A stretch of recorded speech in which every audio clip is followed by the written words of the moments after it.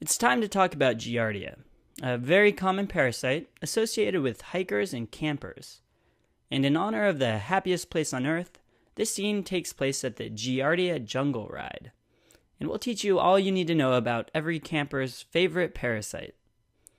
The typical story for Giardia transmission is amongst travelers or campers who go to an area endemic to Giardia and drink unfiltered or unpurified water, likely from a stream or river. This water is contaminated by animal or possibly even human feces that contains cysts of Giardia. So technically, Giardia is transmitted by fecal-oral transmission. So let's add a poop floating in this river, causing the surrounding water to be poop-tinged. As I mentioned, it's the cysts that get transmitted fecal-orally. So to illustrate cysts, we'll use our recurring symbol of bubbles and have this stream bubbling right before this waterfall. As I just mentioned, the disease is often associated with camping and can infect people who don't purify their water before drinking it. So we'll give these people on the boat some backpacking backpacks to remind you of the association with campers and hikers. Looks like this guy on the boat has forgotten to purify his water and he's filling his bottle with the poop water.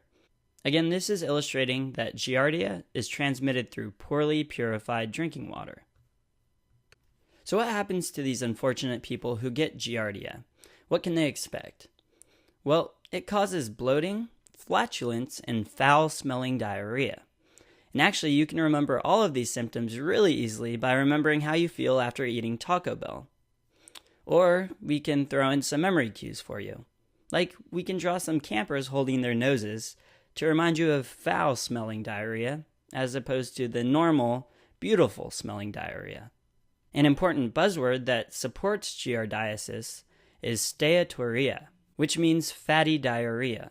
So to represent this, we'll draw a man sitting on a yellow stool.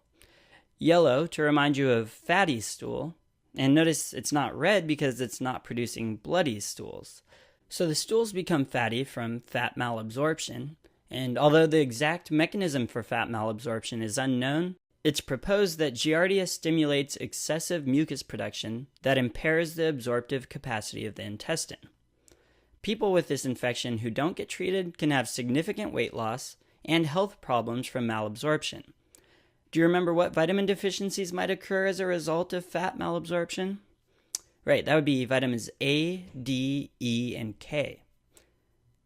Now, after you ingest this cyst form, it differentiates into the trophozoite form. They have a very distinctive look that you should be able to recognize. And here's one under scanning electron micrograph.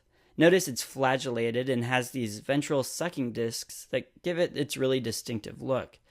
Now let's look back to the drawing at the side of the boat, to these indigenous looking shields that we're drawing.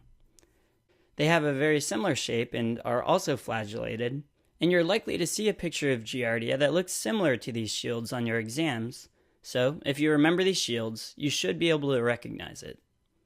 The trophozoites attach but do not invade the intestinal wall, which is important because if it doesn't invade, it won't cause bloody diarrhea, unlike entamoeba and some of the other bacterial pathogens that we've talked about. The trophozoites can be passed into the stool, which is why some of the shields have fallen off into the water. And we have this man pointing at them, seeing them in the poop water, because finding these trophozoites in the stool is diagnostic.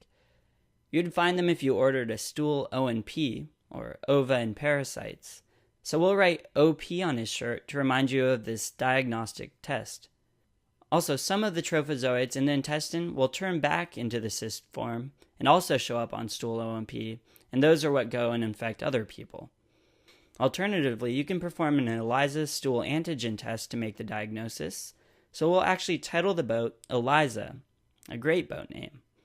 Interesting story, I came really close to naming my boat Eliza, but then realized I couldn't because I don't have a boat.